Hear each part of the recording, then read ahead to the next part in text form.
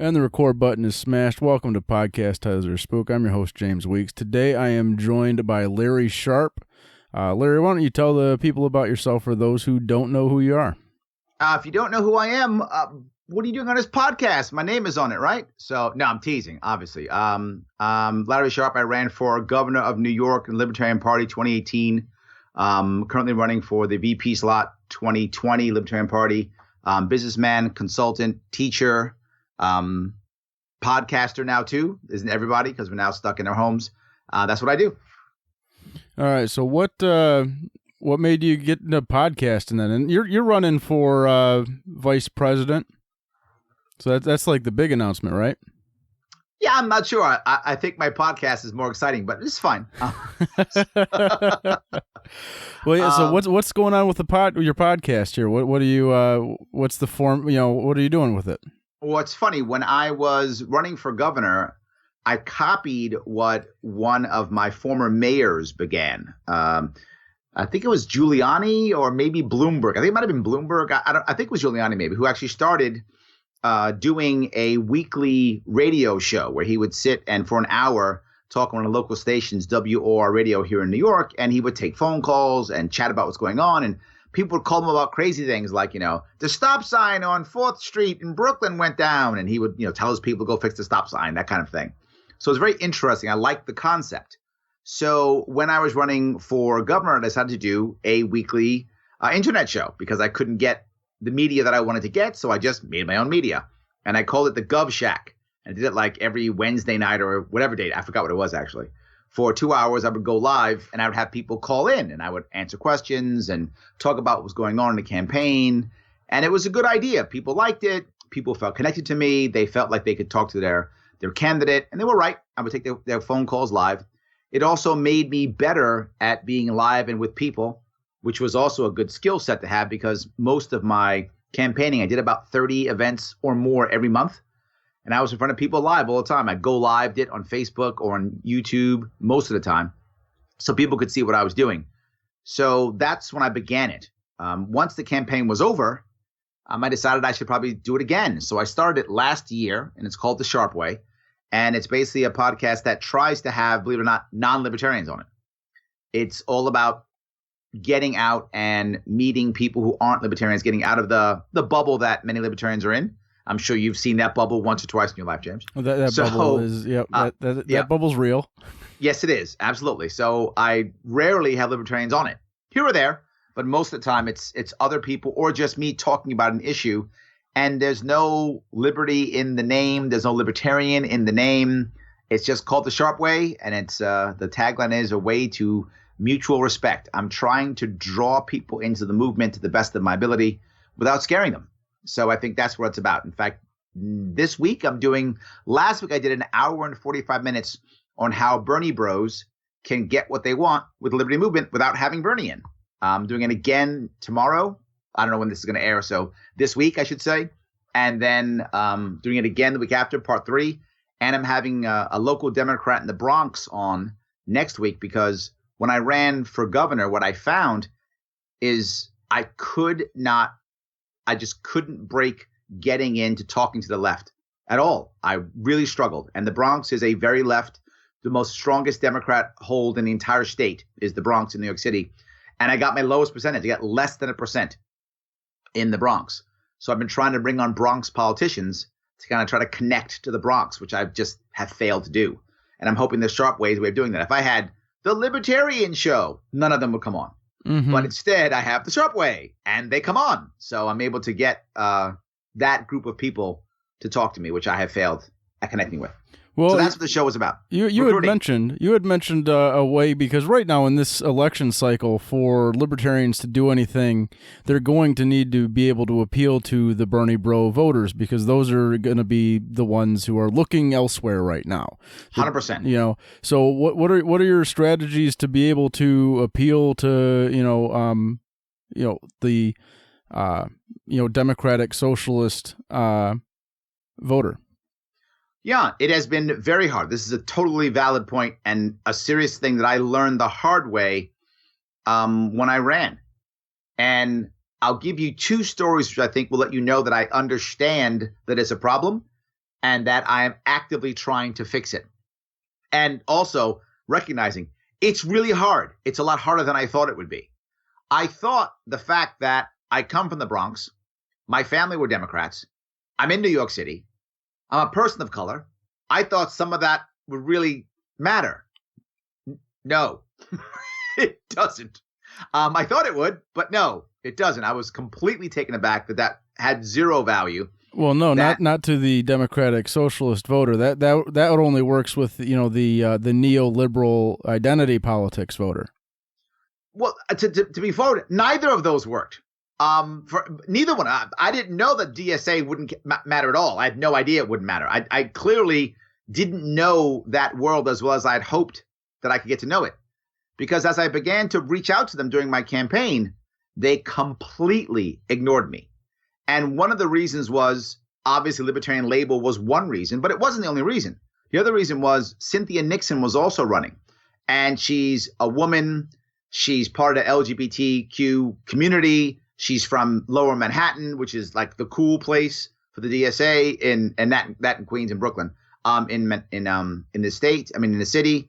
And people ran to her, and they thought she was going to be their savior, not realizing that the Democratic establishment, as it crushed Bernie, would also crush her.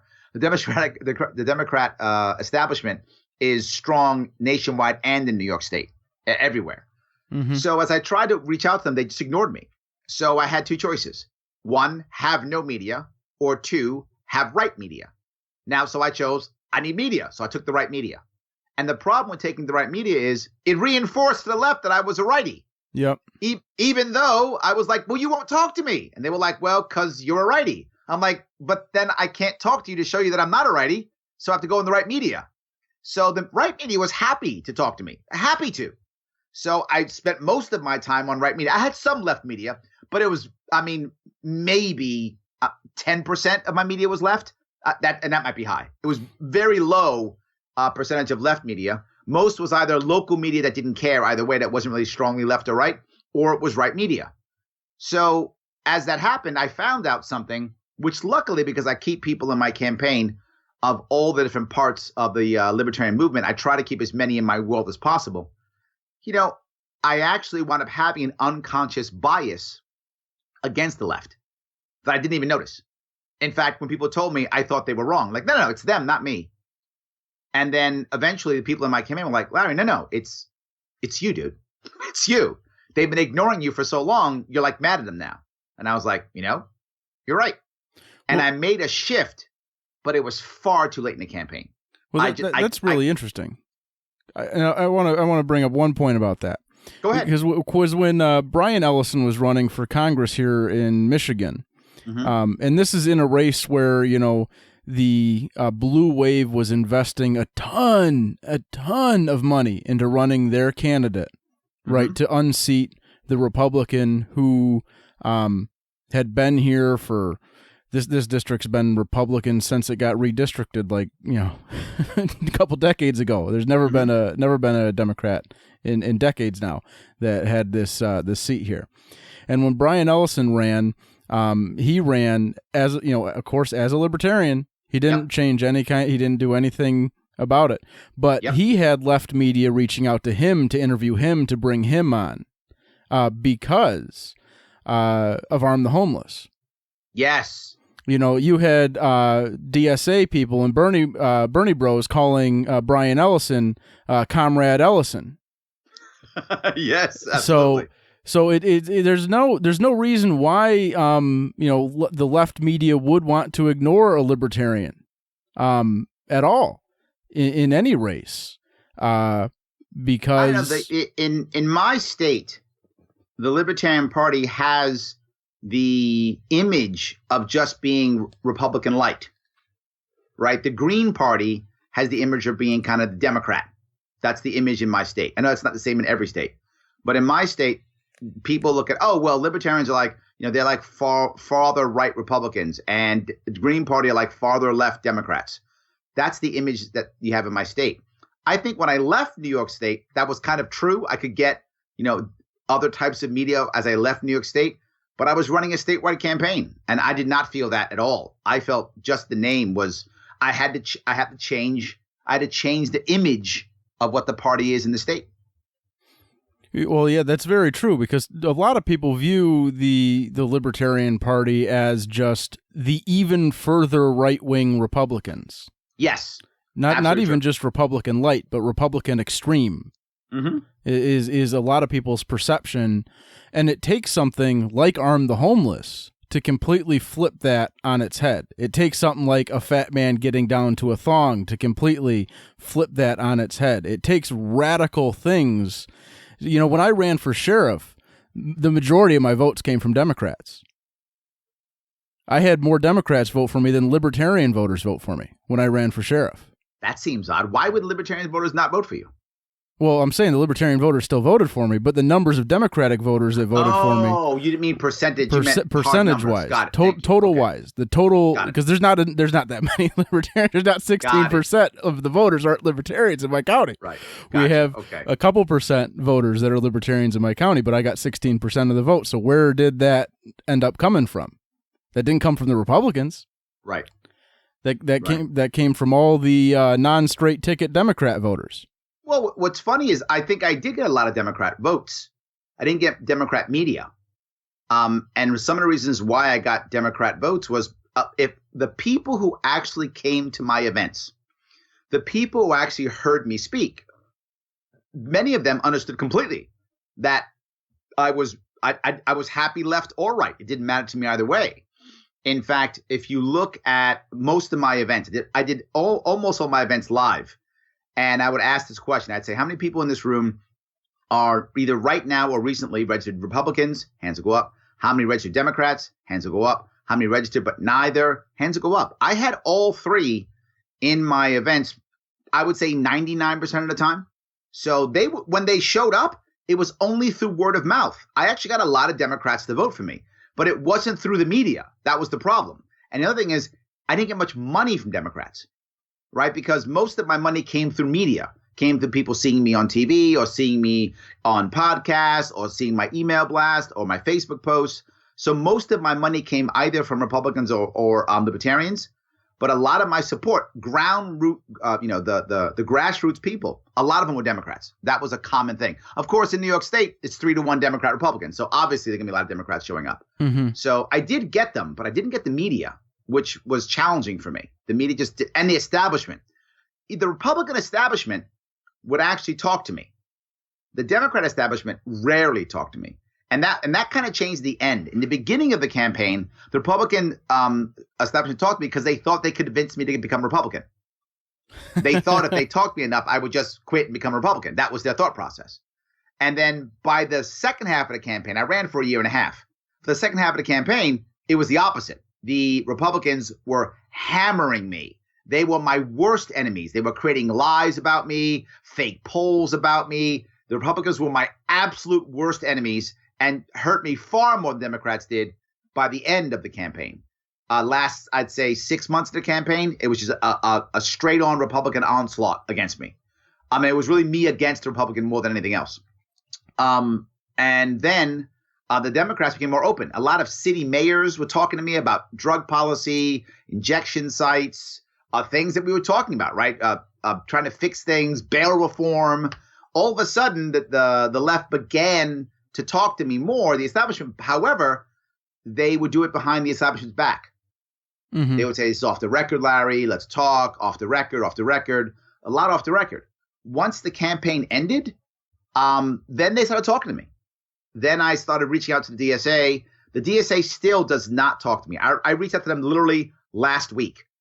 The DSA still won't. Here's the worst part. I was open to, some people may not know who are listening to the show, that in New York State, we have fusion voting, mm-hmm. which means you can run on more than one ticket, right? You can run as a Democrat and as a Libertarian and as a conservative and as a whatever. And sometimes people will have 4 or 5 lines. So the Republicans were trying to get me to jump on their line. I wouldn't do it. Then when they realized I wouldn't, then I was just the evilest guy in the world. I was a traitor, bad guy. Get Larry Sharpe. Mm-hmm. The DSA was running as a Democrat line here in Queens, whereas it's my county. I live in Queens. And for the district attorney, she was a DSA supporter, but her criminal justice reform was right in line with mine. So I was like, you know what? Talk to me. I'll endorse you. I'll get you to be on two lines. You can be on the Democrat line and Libertarian line. I'll do it in Queens. I can do that in Queens if I wanted to. I'll do it. I'll support you. I'll get you votes. I'll get you votes in the Democratic primary. I'll go out there, knock on doors, get you some votes. I have enough people in Queens to get you enough of this close race. They ignored me completely. I asked more than once, had people who were on my team, who were also on her team, ask her people to get in touch with me. They wouldn't do it. She lost by less than 500 votes. She literally would have been the DA in Queens if she had just listened to me. And this is what I'm still up against. I do an hour or 2 hours in a Queens college talking about poverty. I feel like the left is starting to come to me, and I'm getting better talking to them. I'm getting much better talking to them because I've been doing it more. But it's still a challenge for us. And I think, to your point, it's the future. If we're going to have impact this year, if we're going to make any impact, the country itself is going left. And it makes a lot of people on the right angry when they hear it. But it's true. The country's going left mostly not because of politics, but because of urbanization. More and more people are moving to cities. So by default, more and more people become more left as they move into more crowded cities. That's just how humans act. So the country is going more and more left. And the Libertarian Party has to talk better to the left to make this happen. I'm on your page. But I think it does go depending upon what state you're in. If you go to Oklahoma, I mean, Democrats are going to talk more because it's a red state. My state's a blue state. Republicans tend to talk to me more. Just tends to be that way. Well, yeah, the Republicans tend to want. Well, a big problem is that libertarians have, for the past 40, 50 years now, pandered exclusively to Republicans. Exclusively. There's never the establishment has, but not the individual libertarian. Well, really both. Really? Yes. Even wanting to reach out to the the left is not, that hasn't been going on for the past couple of decades. And any attempts to reach out to the left from libertarians not effectively, I agree. has not happened. A big part of the problem is that, of course, the paleo-conservative strategy back in the 90s to bring in all the, paleo-conservatives into the libertarian movement and infested us with a bunch of, racists and all kinds of shit. Unfortunately, that happened, and that set back any attempts to reach out to the left back decades. With but Murray a lot Rothbard. Of libertarians new? A lot of libertarians are new, but unfortunately, a lot of them have followed that sort of line of thinking. That's the dominant strain of libertarian thought, is the quote unquote paleo-libertarian thought. That's your Mises Institute crowd, your Lou Rockwells, your Tom Woods. That's where that strain of libertarian thought is all. Look at the rise of Vermin Supreme. Yes, this is the counter to this.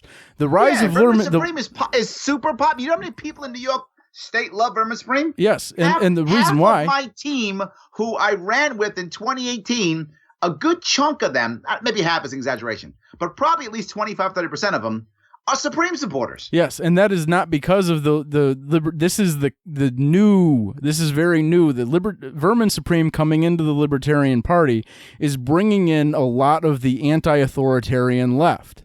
This is someone who the Libertarian Party has passed every opportunity to reach out to and to onboard, because for a lot of the people think libertarianism is this far right, the tiniest little club of, you have to agree. This is a religion, you have to agree with us on everything about and that's not what libertarianism is. Libertarianism is just antithetical to authoritarian. You have anti-authoritarian left and anti-authoritarian right. You can have, the Libertarian Party has the capability to span completely across the left-right divide. And for decades, we've gone exclusively towards the furthest possible right, and only that little teeny section of people. And that's why we only get 1% of the vote, because maybe there's 1% of those people. Look, maybe I'm too new to the party, right? I mean, I basically joined the party in 2012, and I wasn't really active until probably 2015, 2016 is when I became really active. I have not seen that to be true in my world. Now, to be forward with you, I rarely talk to libertarians. and that may sound crazy, but it's actually true. When I talk to libertarians, it's usually when I'm at their conventions, right? But my day-to-day world, I'm a business guy. I'm in Manhattan. I'm coaching people, training. I'm in colleges, teaching. I don't spend a lot of my time, to be forward with you, in the libertarian bubble, if that makes any sense. Yeah, that's a good thing. So, well, I guess it is, because I feel like I don't see Libertarian Party that way at all. I see it was that way. I mean, I look at the history. I think you're correct. I couldn't. There's absolutely no doubt in what you're saying for the past. But I feel like the last, I don't know, since Bill Weld, I think Bill Weld, for a lot of people, said, you know what, this may not be working. And I say that because when I cross the country, and I've been to 65, I just did the numbers of the day, 65 specific either state conventions or local conventions in the past 4 years. And I don't get me wrong, I see the Mises people. I'm part of them. I love them. I see the audacious people. I love them too. I see the pragmatics. I'm part of them too. I love them. I like all of them. But I see all of them. And I see them all becoming stronger and stronger, right? I did the rise of Urban Supreme. I wasn't surprised at that at all. Nor was I surprised at the Mises Caucus. I mean, they wanted to organize. They saw what happened in 2016, 2017, and then they regrouped and organized. And I'm actually happy they're organizing. It should make others organize as well. They're probably the most organized caucus. Not even probably. They're the most organized caucus in the party. And others should copy them. Well, I think they're all wrong. I'm gonna have to say that there's no possible way that that's the case, because they don't even have any bylaws or anything like that. They're not a real caucus. They're a Facebook group. They don't have any sort of permanent organization. I mean, where's their steering? They're raising money and seating delegates. Well, yeah, they have. That's what they're doing, but not as a caucus. My friend. Not as a caucus. That's organization. What do you, I mean, what that's a dictatorship of Michael Heise. Well, I don't know if that's true, but whether that's true or not, still organizing. It's doing what a caucus should do. A caucus is literally raising money and seating delegates. Well done, caucus. Yeah, they do that. Well done. They do that. But here's the thing. But what my point is that the libertarian spectrum goes far beyond the ideas that the Libertarian Party has. I mean, libertarianism itself. We can go back to the origin of the term libertarian. Where did it even come from? Oh, let's look. It came from, there was a letter between Pierre-Joseph Proudhon and Joseph de Jacques, and over a dispute because Proudhon was a sexist, and de Jacques did not like that, and he said, well, you know what? I'm a libertarian now. I'm not going to call myself an anarchist anymore. I'm going to call myself a libertarian, so I'm different from you because you're a sexist. That's where the term originated from. And de Jacques was an anarcho-communist. That's where the term originated from, is from the anarchist left. And we've traced that throughout history, and that's kind of where it goes. And there wasn't such a thing as a right libertarian until, the 1960s in America, when this new phenomenon emerged of, an anti-authoritarian right-winger. That wasn't a thing before. And okay. And so see, we've been missing this movement from politics. I didn't come to this movement from the intellectual side either. Right. I came to this movement from business. Mm-hmm. Right. I was teaching post-industrial leadership in schools and colleges for years. I've been teaching it to businesses for years. Post-industrial leadership is basically volunteerism. It's understanding that the people who work for you need to want to be there, need to have ownership of their own jobs, need to have ownership of the company, to be on board. That's how you get the best out of your people, how they want to come to work, how they're happier and you're happier, and how you get innovation is how things work, which is why the only guy I could hear was Gary Johnson, and because he was an entrepreneur. Mm-hmm. He was a guy like me. I could hear that guy. Other people I couldn't even hear. So I didn't read the law until after Gary Johnson. I didn't read any of the books until after Gary Johnson. So these things you're saying, I believe you, and don't affect me. But basically, don't matter to me at all. I don't really care what the origin of the name is. I don't really care what happened 100 years ago. I care about what the movement means to me now. Right, but my and point the movement of that means to me now a very important thing. Every single process, every single piece of government should be focused to the best of its ability on creating an environment of volunteerism. Yes. In creating a society that is as close to a total voluntary society as is possible at this moment. That's how good. I see it. And that's kind of my point, though, is that, you know, for decades we've been missing the boat in recruiting people into our party from the anti-authoritarian left while still using their word. You know what I'm saying? Like we're kind of missing a huge number of supporters to build a broad coalition that can actually win elections if we bring in, because a lot of people don't vote. You know, a lot of people. Bernie Sanders was the compromise for a lot of the Bernie bro people. They're 100%. They're not democratic socialists like Bernie. A lot of them were libertarian socialists. I agree. And those are people that we can bring in. We have a home for them now. We haven't had a libertarian socialist caucus in the Libertarian Party, for many, many years, and we do have one now. There's a home for the Bernie bros. We can recruit them. We can onboard them. You may not know this. I don't know if you know this or not, but that already happened in my campaign. My media chief came from Bernie. He ran Vets for Bernie. So in 2016, perfect. He was on the Bernie campaign. 2018, I started in 2017. He ran my media. I picked up many of them. I get it completely. Many of the Bernie bros were just basically rebels who happened to lean left. So rebels who leaned right went to Trump. He was their right. He was the right rebel, right? So once the Democratic establishment got rid of Bernie, these guys and gals were lost, right? So a chunk of them, shut up and voted for Hillary. A chunk of them went to vote for Trump because he was the other rebel, and a chunk of them stayed home. I completely agree. I think I've seen that already. I do find people in my community and in my own campaign and who are on my team who still stay with me, believe it or not, who are very much left. I mean, James, how could I have had people close to me tell me that I was having an unconscious bias if I didn't have people who are on the left in my campaign? Right. Right. I mean, I don't know if you've noticed. I don't know if you follow any of my stuff, but I have been making a concerted effort to try my best to start bringing the left in, and it hasn't been bad. I wish it was better, obviously. But of course, yeah. It hasn't been bad. It's been pretty good, compared to most people what they're doing. I think I've had one of the broadest coalitions, and I guess a small sample of that. I don't know if it's that good, but there was an article about my campaign called. It was on an online article on state and county. I think it was called State and County or State and Country. And they were doing all of the diversity of all of the gubernatorial campaigns in 2018. And they checked all of them. And I wasn't checking a box. I didn't say, I got to have a person of color who's a woman here.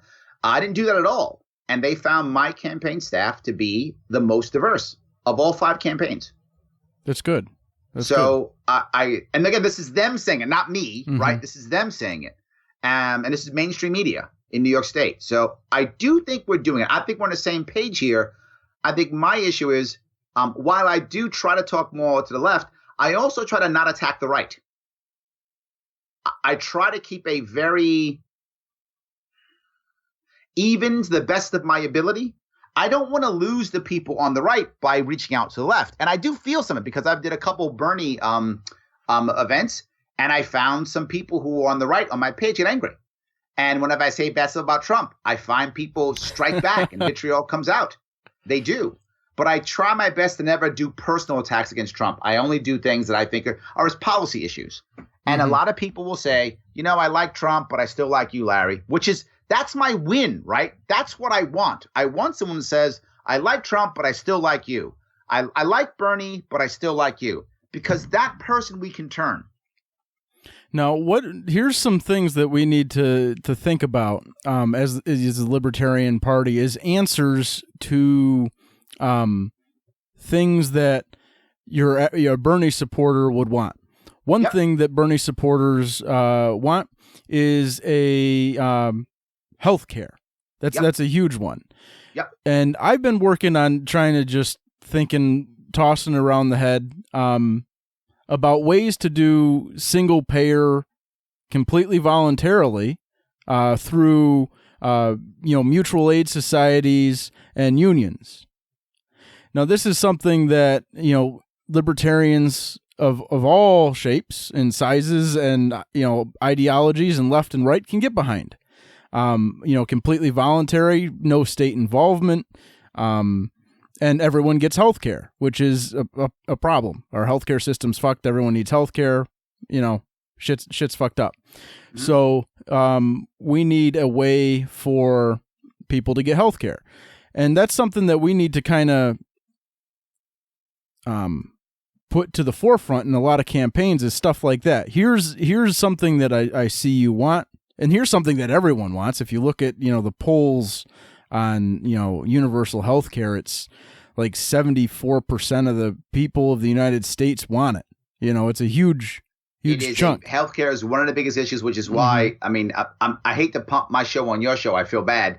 But if anybody wants to go, my first, I'm actually calling it something kind of cheesy. It's a dad joke. Can't feel the burn. Maybe it's not sharp enough. So that was the name of my Sharpe Way show last week. And I literally did about 20 minutes just on that. I did about 25 minutes or half hour. I led with it because you're completely right. I did 20 minutes on how we can get a healthcare system that allows everybody to be covered, but not just be covered, but to allow everybody to get the same high quality healthcare, right? Because the difference, the biggest problem we have in America in the conversation is that we have confused healthcare with healthcare insurance. Mm-hmm. And they are two completely separate and different things, but we talk about them in a way that just intertwines them, that just makes everything confusing. So I made those two things separate. There is a healthcare system, which is a horrible cartel that has to be broken up. And then there is healthcare insurance, which is backed by big business and government. We've got to break both of those up and change them both. And if we change them both, it can work. And it will take over time. It will take time for people to be comfortable making that shift. But there are ways we can do it by encouraging certain things, and also by allowing people, even if you're on Medicaid, Medicare, to start spending some of your own money, creating a type of account where the actuaries in the government know about how much money you're going to spend if you're on Medicare or Medicaid, whatever that might be, right? Say you're on Medicaid. They know about how much you're going to spend every year. They put you in their box, in their accountant box, right? In their actuary box. And for the sake of argument, they know you're going to spend about $4,000 a year as an average. So I have an idea. You get a debit card. Spend it where you want. Doesn't matter what it is. Spend it where you want. You got a debit card, $4,000. Spend it where you want. Now, what if you spend too much of it? Then you go back to regular Medicaid. So you don't leave the safety net. You still have the net. You can still do it. But now you can start swiping your credit card or your debit card at any doctor you want. What winds up happening? You'll go to better doctors because you'll want to go to better doctors. I see what happens in New York City. The best doctors don't take Medicaid, Medicare. They don't take it. They have no insurance. It's check or credit card. That's it. That's all they take. And the rest of the doctors give you crappy service at the lower levels. That's how it works. There's two-tiered system here in New York City, and that's going to cover the country. If we don't do something about it, it's going to happen. It's in the process of happening. So instead now I can go to the best doctor if I want. What will begin to happen? The best doctors will say, wait a minute. I can not have to have insurance, just swipe and get paid, no more admin, nothing, just get this money? They will begin to start lowering their prices to get some of that money, because that's what businesses do. They'll start to do that. As they do that, the individual will say, well, shit, I want this better doctor and this better care. I want the same care as the rich guy, living in the Upper East Side of Manhattan. I want that same care. Well, you can get it if you want to. You can. They'll start taking more charge of their own health care. They'll start being okay with that. They won't want to go back to Medicaid. And that's the point. I want to create an environment where they don't want to go back to Medicaid. I don't know. Have you been on Medicaid? To lower the price. Go ahead. Have you been on Medicaid? I'm sorry. Yeah, I've been on. What is the one? There's a New York one that is not called Medicaid. It's something else. I forgot what it's called. Healthy New York or something. Yeah. Yeah, I used to be on Medicaid. It was the best insurance I ever had. Oh my God, so not true here. You must have a different area. It was awesome. I could go to, I mean, sure, my doctors were limited. It was very few doctors that accepted it. But I could go there and it was $3. I could go get anything. I could go get a checkup. I could go to CVS accepted. I could go to a CVS. They have the, CVS urgent cares. I could go in there, get a checkup. I could go get whatever prescribed, pick it right up at the CVS. It was great. It was the greatest health care I ever had. And that's not true. It was the greatest healthcare insurance you ever had. Yeah. It wasn't the greatest healthcare you ever had. Well, yeah, those CVS doctors were great. They prescribed me what I need. How old are you? How old are you? I'm 32. Thank you. Don't give that shit. That's garbage. You did not get the best healthcare you ever had. Totally not true. You had the best healthcare insurance because you were young. You were 20-something. It was when way you're better. 50-something like me, you will change your mind, my friend. Oh, it was way better. It was way better than the shitty shit I had from work when I ended up having a cancer scare, and they ended up doing a couple of biopsies on me and charging me out the ass for a bunch of nonsense that turned out to be nothing. They're like that's my point. The system itself is broken. It is. I don't just want to give people good insurance. If you know what I talked about, it wasn't just, I'm not doubting that the insurance is good. I'm saying I want people to get the same health care, the same quality health care that someone who has a lot of money can get. And what if all doctors... minutes on expressing how we can make that happen. That is absolutely possible. I don't just want to cover people with crappy doctors. And I don't mean to sound bad about crappy doctors, but look, if you've been on both, and I have been to doctors who only take insurance and doctors who don't.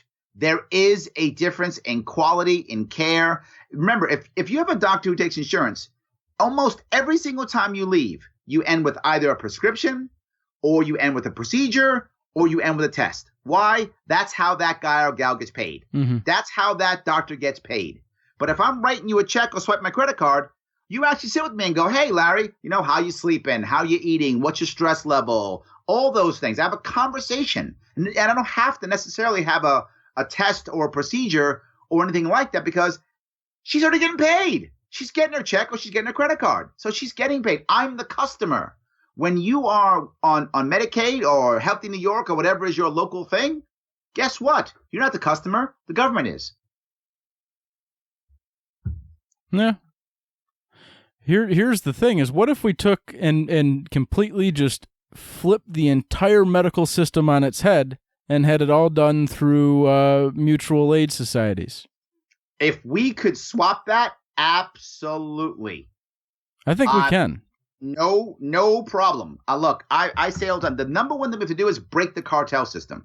I don't know if you follow any of my policies in New York State, but all my policies, they were most of them did one thing very well, broke the monopoly of government. And in this one, I said the same thing, break the cartel system. Right now, you have people who are sitting in a room someplace, and this is actually happening, and are saying, how much should we charge for an aspirin? What do you think, $25 for an aspirin? Yeah, how about that? Done. That's how you set pricing. Someone decides it's $25. Now it's $25 for an aspirin. Done. That's a cartel, man. Mm-hmm. That's a bad system. I don't want better insurance to support that cartel. No, we need to flip the entire system. Correct. Yes. We need the entire system flipped, just like the state.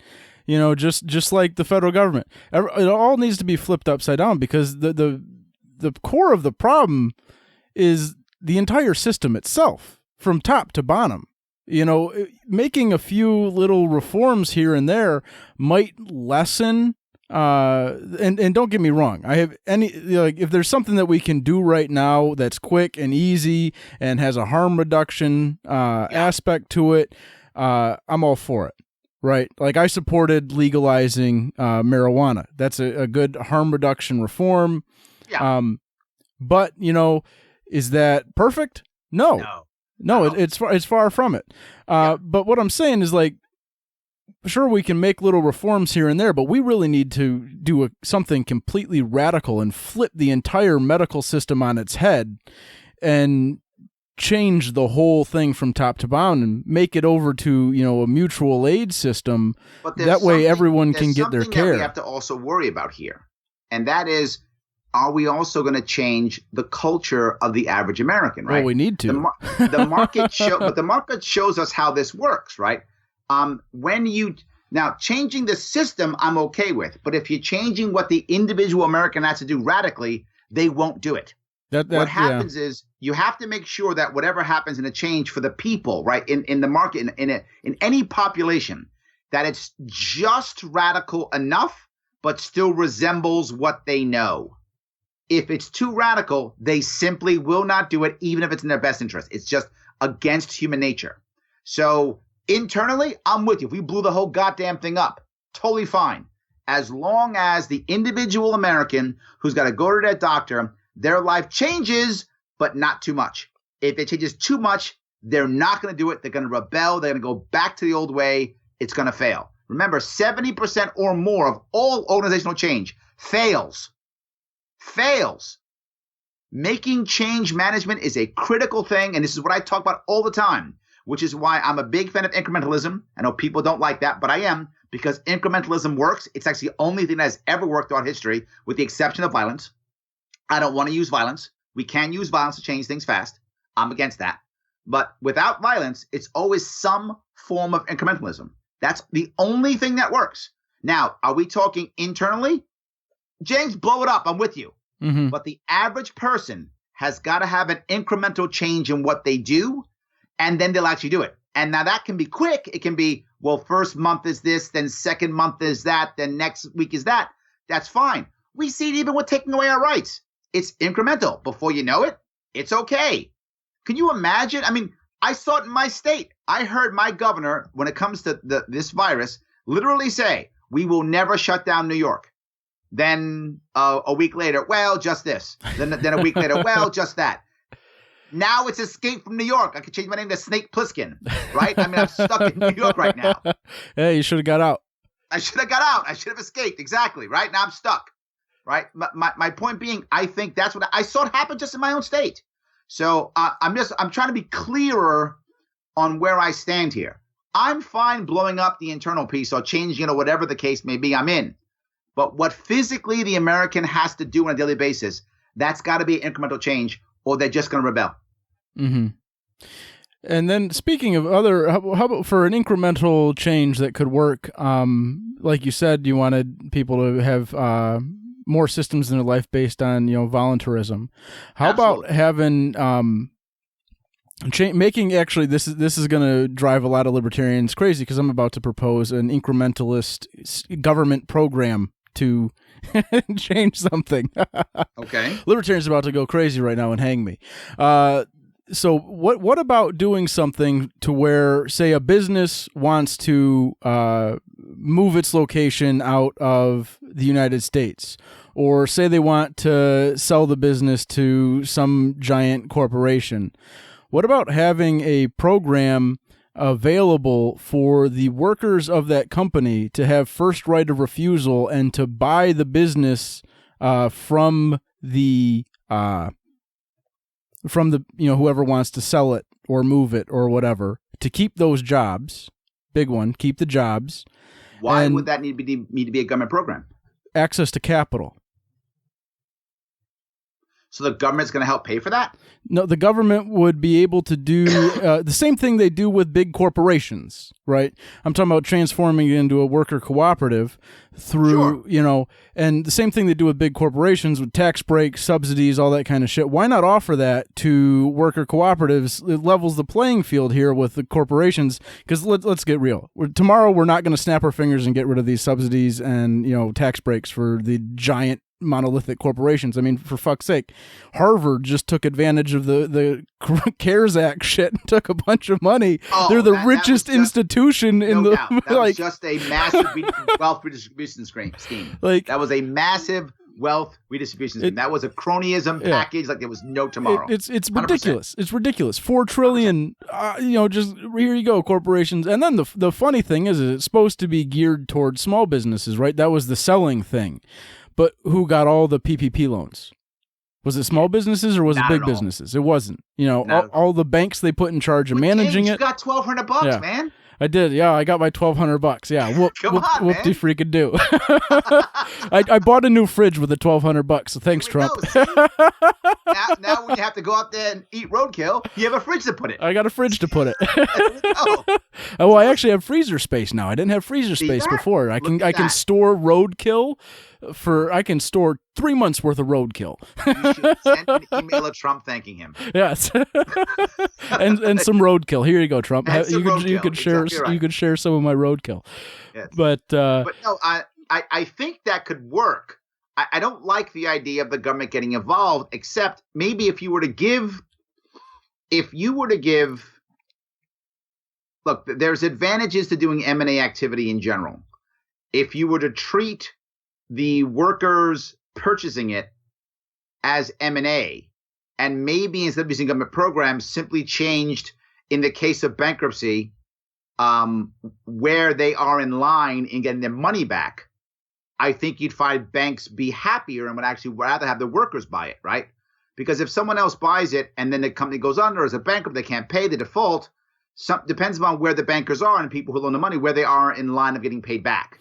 Well, that's the problem with the way our current system's set up, is that the banks won't loan to worker cooperatives. Correct. And the credit unions, which would be any of any institution that would that would align with that kind of value. A credit union, that's what it is. Everyone pools their money, blah blah blah, all that kind of stuff. It's the perfect institution that would be far in line with loaning to worker cooperatives. Are forbidden by law to loan to worker cooperatives. That's something that also needs to change. So banks won't do it, and credit unions are forbidden from it. Program, as always. I think this could be done, but instead of having a program, simply, again, as I talk about, create the environment to where the banks or in this case, credit unions would want to act, right? So maybe you allow credit unions to make the investment, you put them ahead in line, and maybe give them an insurance benefit for this, because the problem is worker co-ops tend to fail. Well, that's actually a historical. Worker co-ops in markets that they've been able to enter have outcompeted every hierarchical enterprise that they've came in contact with, and have done better, than hierarchical systems of governing in the workplace. You have to show me some evidence on that one. Okay, I can send you a bunch of evidence on it. I would like to see some evidence on that one. But if that's true, and I'll take your word that it's true, then we would have to set up an environment to where the bankers and the money lenders would believe that, right? The financial institutions would believe it to be true, because you want to insure it also, right? Now, don't get me wrong. Flatter organizations in today's world, that is literally what post-industrial leadership is about, right? Hierarchy is industrial leadership. We're past that. We were past that for 20 years, but schools have been basically teaching garbage for 20 years. We are already past industrial leadership. So I agree that a flatter format in anything we do is going to be more successful. I'm not sure the worker co-op, this may be a cultural issue, right? And this goes back to my issue of culture. I know the financial world relatively well, do a lot of work in it. And the idea of a co-op is looked upon as, this is going to fail. So if there is some data that I'd love to have that, I can tell you the community does not believe that. Right, because, they're not incentivized to do that. Correct. When you recognize, if we incentivize them, right. I think that if we incentivize them, I don't think we need a program. Well, the big thing is that if they fail, it'd be, who do you collect from? In a hierarchical system, there's a point of contact. You collect from so and so. That's who you collect from. That's the person that's responsible, right? So if there is a failure with a corporation, because corporations fail all the time. Sure. I mean, restaurants go under every second, but they still get capital. Restaurants go under, like, what was it? Like, only 10% of restaurants don't go under. Like, they all go under. Every single restaurant goes under. A lot right. of them, I agree. They all go under. Restaurants are doomed to fail from the start, but they still get access to capital, because there is a person there that is responsible, that the bank can point to and say, you're responsible. Well, not just that. Their loans are often short term, and the interest is all front loaded. But they front load the interest in most of these, in most of these, so that they get their interest payments up front, and then everything else that they get as principals, they tend to make people who loan to restaurants tend to get their money back, and they almost never invest alone. So it's usually if the restaurant needs $100,000, a bank's only going to give it $25,000, maybe 50. That's it. Then the other guy or gal or friends or family are going to put the rest up. So since the bank is first in line to get paid, the bank gets paid when the restaurant sells its assets, and it's the actual owners who get screwed. So I guess in a co-op, if they're investing, in theory, the bank would have each individual person as a lender. I'm sorry, as a borrower, so that each person would be individually responsible for their portion of that debt. So if you're going to buy your corporation out at whatever, $10 million or $100 million, whatever it is, and you got 1,000 employees, do the math. Each employee has to pay X dollars. Right. It could be as simple as something like that. But for example, on worker co-ops, like the Mondragon Corporation in Spain, they're the 10th largest corporation in Spain. They're a worker cooperative. I don't know them. Yeah. Yeah, so like there's big examples. Microsoft and GM both pay lots of money to the Mondragon Corporation to do a lot of work because they pay it's crazy. They're a huge corporation. It's a whole lot easier to buy innovation than to set up an environment where you have it. So basically, this works, and it has worked all throughout history.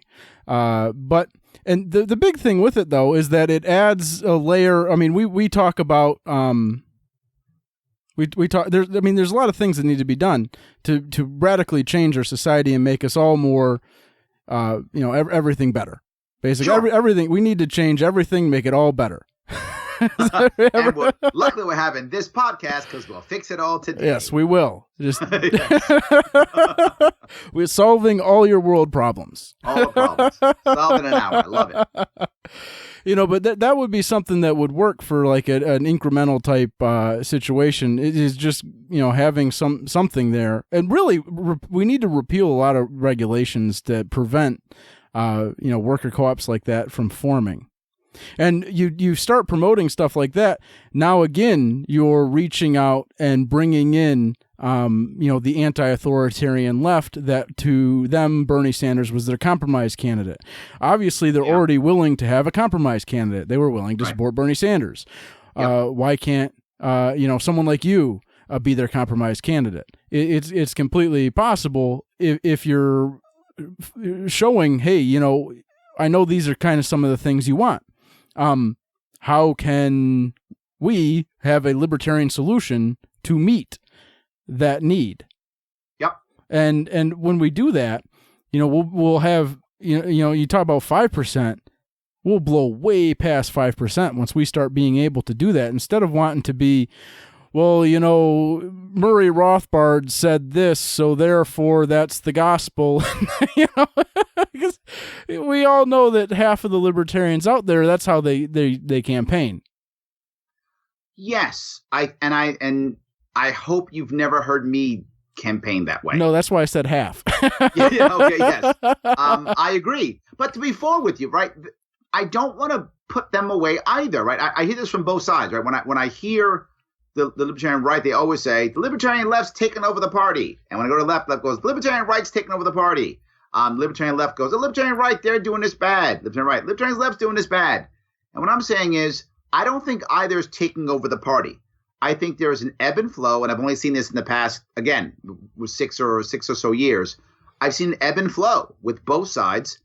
I think they're both valuable. I want them both. You know how many people tell me, and I'm sure you've seen this, Larry, on my Facebook page, you got to get rid of all the anarchists. You got to get rid of them all. I'm like, why would I want? There is a place, to your point, James. There's a place for everybody in our party. Mm-hmm. There's a place for all of them. And someone's going to hear that. I was talking to Karen Ann Harlos about this, and she was joking about a shirt that said legalize recreational cocaine. Mm-hmm. And she said, that's the kind of shirt we should all be wearing. And I said, no, that's the kind of shirt some people should be wearing, because some people are going to hear that message and some aren't. Some are going to hear the Gary Johnson message. Some are going to hear the Vermin Supreme message. Some are going to hear, the Murray Rothbard message. Some are going to hear, I hope, the Judge Jim Gray message, right? I heard that message. Some are going to hear that message. And I think they're all valuable. I don't want to shut any of them down, man. I just think there's this party has too much potential. In my view, this movement, and as I've said before, I believe the movement and the party are separate. Oh, yeah, that's movement, say it again? Yeah, that's true. Yeah, I think they're separate. The movement is filled with advocates, is filled with activists, is filled with people who get ballot access, people who do ballot initiatives, referendums, all that's the whole thing. The party is basically vote counters, right? I'm the vote counter guy. That's where I am. I'm trying to get people to the party to get the votes. That's where I'm looking at. But the movement itself is far bigger than just the LP or me running for insert thing I'm running for. What I'm more concerned about is this movement is the only way to save our country. And that may sound like it's hyperbole. It's not. It is the only way I've seen people come together. And I can only say this from my own campaign, and maybe I'm crazy, and if I'm crazy, fine, I'm crazy. But in my campaign, what I saw was Democrats, Republicans, people who called them. I found people sitting in a room, people from New York City who hate guns, sitting in a room with people who think the Second Amendment is the greatest thing in the world, knowing I am pro 2A, still in a room with me because of other things I said that made sense to them. And saying that, locally, if you don't want to have a gun, you don't have to have a gun. Don't worry about it. Just don't stop someone else from having one. That is what our movement is about. And I just see it as, I guess I don't mean to be preachy, but I'm preaching, brother. This is the only thing that's going to save us. I can't see anything else except eventual violence in the future, right? Violence is in the future if this doesn't take hold. Mm-hmm. And I even look at it in 2020. Just imagine for a second, 2020, either Trump wins or loses. If Trump wins, you're going to have half our country that's going to say the Russians did it, Ukrainians did it, whatever. It's illegitimate. He's not our president, blah, blah, blah. If Trump loses, same thing. Deep state did it. Ukrainians did it, whatever. He's not, Biden's not our president. Yeah. Either one, half of our country is going to say the president's illegitimate. That is a recipe for violence. I don't want that. Yeah, it's the only home. That is a recipe for violence. We are probably heading towards a very dangerous time right now. We have, pandemic going across the globe. We got tension that we've never seen before in politics. Yep. We've got, for some reason, people think that there's a lot of libertarian left in the Libertarian Party, but there's like 50 of us. So it's kind of funny. There needs to be more. There could be way more. I mean, left. That's the thing, is that left libertarianism outnumbers right libertarianism across the globe over multiple times over. This is a long view versus a short view look. And I actually said this, I believe it was 3 years ago in my Reason magazine article, when Matt Welch interviewed me. I said, in the future, the Democratic Party goes away and the Libertarian Party takes over the Democratic Party. But that's decades from now. And the reason why I say it is the people come to us faster and easier from the right, but they also go back faster and easier. Mm-hmm. People come to us from the left slower and harder. But when they come here, they don't leave. They stay. When they actually get it, they stay. We'll get people from the right. We absolutely will. And lots of them. But I think in the long run, not the short run, in the long run, I think we'll actually get more from the left. I think eventually there will be, and if things go the way I want things to go, whatever, 20, 30 years, whatever the number is, we're going to basically have two parties. It's going to be whatever Libertarian Party calls itself, if it still calls it that, and then whatever the Authoritarian Party calls itself, whatever that is. And I think that will be the former right. Is what it will be. They'll call it the Constitution Party or something like that. And then we'll have an actual real pull in the country of how much authority versus how much freedom. And I want us to have that type of push-pull versus just, does the left put their foot on your boot on your neck, or does the right put their boot on your neck? I'd like us to have an actual push-pull between how far do we go. That would be amazing. Well, the Republican and Democratic parties are really no different. You know, Correct. They're really, well, their rhetoric is different, but not really. Oh, come on! Not real. When you look at their establishment leaders, I mean, sure, Trump's a little bit different, right? Yeah, but you look at the rhetoric of compare rhetoric of Obama to Mitt Romney, and actually like look at it. Like I'm not talking about. Obviously, Trump's a wild card, right? This doesn't. Trump is a wild card could completely change just the face of the Republican Party.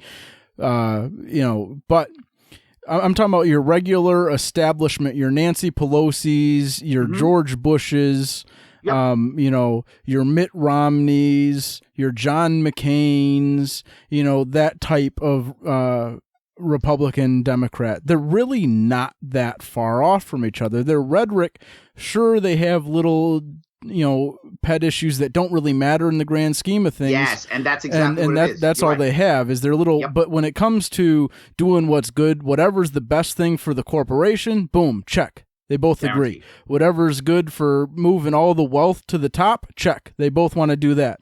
Yep. Whatever's good for their donor class, check. They both want to do that. Whatever, that they agree on all the real key issues. Like, yes. I mean, look at this bailout they just passed. That passed, 98-0 for yes. giving $4 trillion to the corporations. But the problem with the average American is all they care about is the wedge issues that never get solved. Well, they can't get solved because that's where they trick Americans into thinking, well, I'm voting for the Republicans because I don't like abortion. Got it. That's what they do. And Roe v. Wade is never going away. Let's even get if it real. Does, then each state will simply codify it locally. Right. So it doesn't matter. It really it's a ridiculous issue that just divides. And 100%. It's settled. It's settled. The Supreme Court has ruled on it. We're not, and the Republicans have controlled the Supreme Court. Guess what they didn't do? They didn't repeal it. The Republicans have controlled the House and the Senate. Guess what they didn't do? They didn't do anything to get rid of it. They're not, because they need that wedge issue. Otherwise the illusion. Immigration too. I mean, for Pete's sake, immigration. Obama built the goddamn camps. Yep. Biden built those camps. Biden and Obama were locking kids up in those concentration camps. That didn't start with Trump. That wasn't Trump. So they have issues that they stick on. And if you go back 15 years, it was Democrats who wanted to build a wall, and the Republicans said it was too expensive. Exactly. So they just swapped spaces, and no one even cared. Nobody even noticed. Yep. You talk about that to anybody, nobody even noticed. And the only people that seem to notice are the Trump supporters. They're like, hey, you used to support the wall, but nobody even cares. Yes, absolutely. A decade ago, you used to support the wall. So what? Let's move on. We don't like it now. It's ridiculous. And we have two parties that we have two parties that are really one party. We have a single party rule, and that is the authoritarian party, and we do need a libertarian opposition. This is again libertarians are gonna want to tar and feather me for this, but Larry Sharpe and AOC put together in the same party makes a lot more goddamn sense than AOC and Joe Biden. I gotta tell you, I don't disagree with that at all. I actually reached out to her also because I thought that maybe she was malleable. I was wrong. I didn't realize the backing she had at the time. I was ignorant to who was backing her at the time. And it was by the time I had any chance of talking to her, it was far too late. But the reality of it is what she wants and what I want, the outcomes are very similar. Yes. She is going down a road because it's the only road she knows. If we could actually get her to see this in the road, I think you're 100% right. And I'd be open to that conversation. She doesn't want to talk to me now. Hopefully one day she will. And if she will, maybe we can have that conversation. Well, we really need to have it. We do need a different party. The Republicans and Democrats can just go off and be one party. They can go off and be the Democratic Republicans or whatever, and a new party emerges. Nancy Pelosi and, Mitt Romney, they can go off and have their party, and us and the DSA and all the other, Green Party, all of them can come together in a coalition party of anti-authoritarians, and actually have a real challenge to the state rule. And sure, some of us might want slightly different worlds at the end of the day, but that's okay. Not everyone has to agree with everyone on 100% of everything. And you know what? That's what freedom is. I may want to live in a different world than you.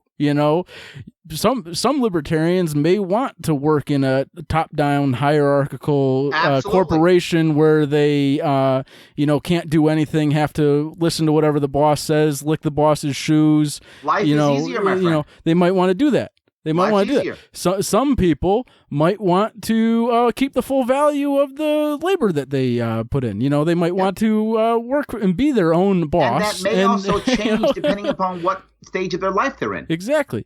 All things can change and all things can work all together, and we can as we can all work together under a simple condition that this isn't being imposed on anyone and there's no exploitation going on, and Here boom, we can all work together and have a people's party that actually works to challenge the state.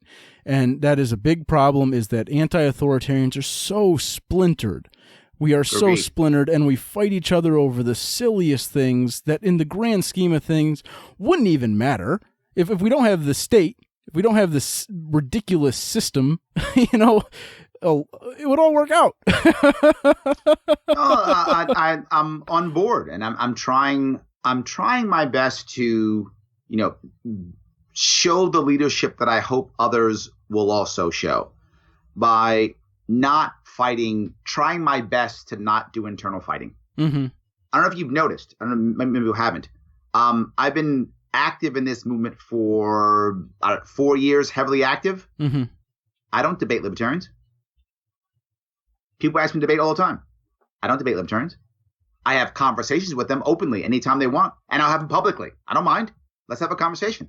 I'm happy to have that conversation. I'm happy to have you push me on where you think I should be or where I'm going to go. And I'm happy to tell you what I think about X and Y and Z. But I don't want to be in a situation where I got to call you a name and insult you, and then a month later say, by the way, vote for this guy.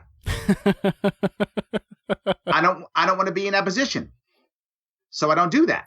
Right. And if you've noticed, whenever I moderate debates, try to moderate them so people can actually say things. We can hear what people believe versus just yell at each other. Mm-hmm. We can see what they actually care about. I don't know if you've been noticed, but I've been doing libertarians drinking coffee live.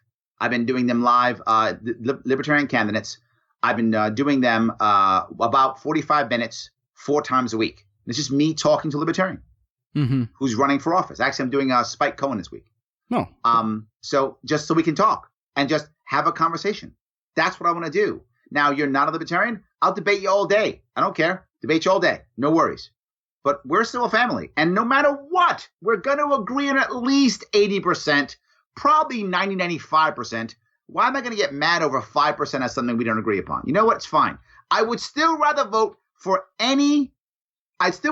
you for sheriff over anybody else that's possibly going to run, either if I disagree with this or that thing. Of course. I mean, let's get real, Larry. I mean, what can you disagree with free all prisoners, arrest all cops, burn down the jail? Come on. It's the perfect message. Exactly. It's the perfect message. Of course. Anyone who disagrees with any of that isn't a libertarian. But even if you said that, right? And do I think we should, of course, arrest all cops? I don't believe that. Of course, I don't believe that. I'm much more mainstream than that. I don't believe that. But I would still rather vote for you than any Democrat or Republican who's running for that. And I would still rather be the guy who's in the media defending that than having to defend a Democrat or Republican. Still. So why in the hell am I going to debate you and call you something and then go, oh, by the way, vote for this guy? Mm-hmm. Right. Doesn't make any sense. Yeah, it doesn't. It doesn't really make any sense at all. So what do you think's going to happen with the? You had mentioned there's probably a lot of violence going to happen no matter what way it goes, with the left being pissed off because Trump won, and the right being pissed off if Biden wins. And I say that the when Trump wins and if Biden wins because I don't think Biden could possibly beat Trump. Do you think Biden could beat Trump? Absolutely, yes. Really? And it all depends, I believe, on one important thing. And the Trump supporters, they think I'm crazy when I say it. But it all depends if they can pin the absolute horrible damage that's going to come from the shutdown of our economy. If the mainstream media is, able to pin it on Trump, he's finished. If they're not, he's not. I don't think we know that yet. I really don't. I don't think we can tell. Remember, if you go back prior to Trump getting nomination, Fox News was anti-Trump. Mm-hmm. Anti-Trump. And CNN wasn't so anti-Trump. He got the nomination. Fox News became everything Trump does is perfect. He is the God King. And CNN became Trump is the evilest thing in the world. So it is possible for any of it to change again, depending upon how the nation looks upon this. And my example is the first Bush. The first Bush, he got hammered and he lost because everyone turned on him.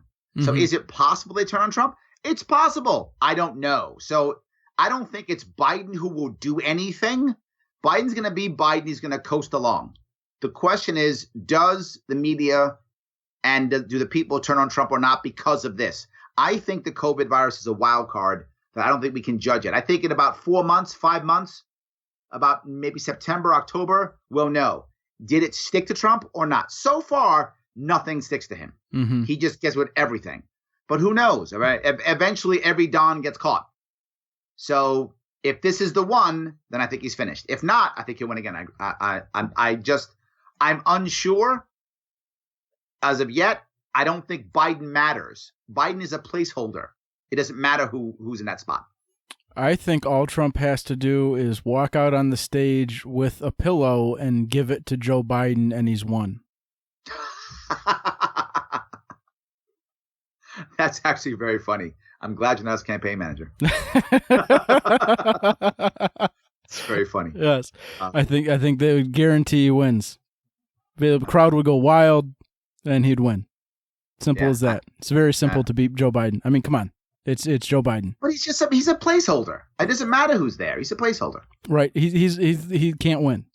He was, and that's my point. Yeah, Biden. Trump will lose or Trump won't lose. Biden's not going to win. Mm-hmm. The question is, will Trump lose? And I think it's just how does he manage, or his team manage this crisis in the media in the long run? I don't think that answer's there yet. He puts up commercials running every day just with Joe Biden talking about kids playing with his leg hair and talking about corn pop.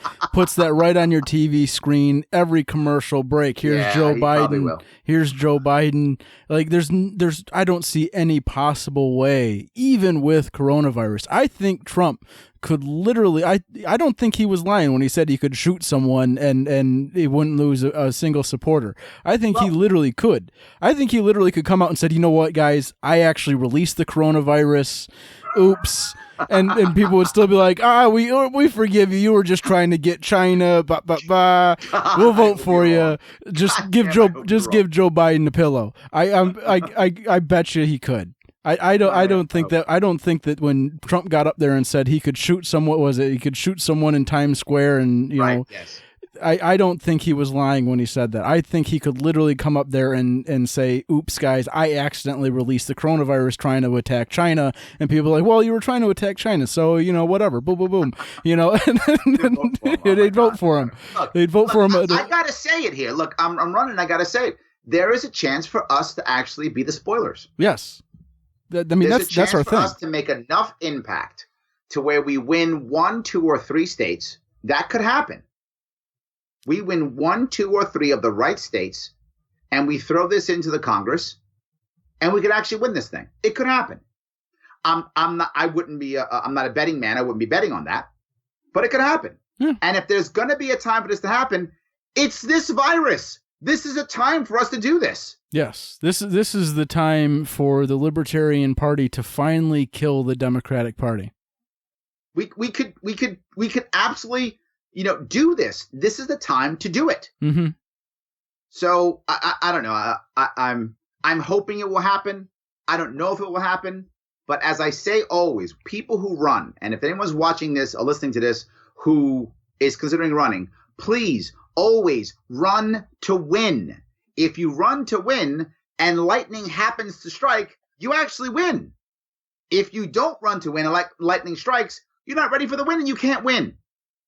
And what I'm saying is the ticket I'm on, it's me and Judge Jim Gray, who I love dearly. We are going to run to win this damn thing. And if lightning strikes, we're going to win it. If it doesn't, we're going to do well and do you proud. And we're going to reach out to the left. Perfect. And where can people find out more information about your campaign and your podcast?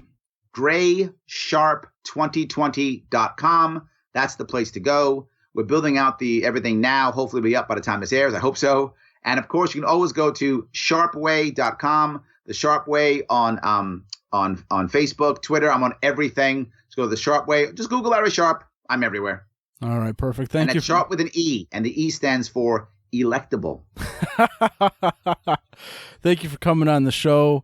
All the stuff I'm supposed to say at the end of these podcasts, hashtag please donate to the Patreon, all that kind of stuff, hashtag please donate. And make sure you go join the Libertarian Party if you're not a member currently and you're listening and you want to get involved. Go to lp.org/podcast titles are a spook.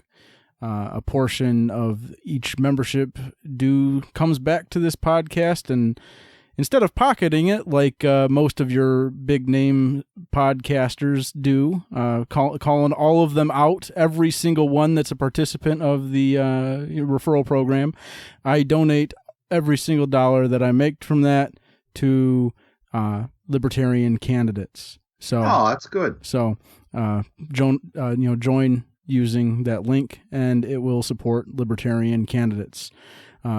Thanks for coming on, Larry. Brother, thanks for having me.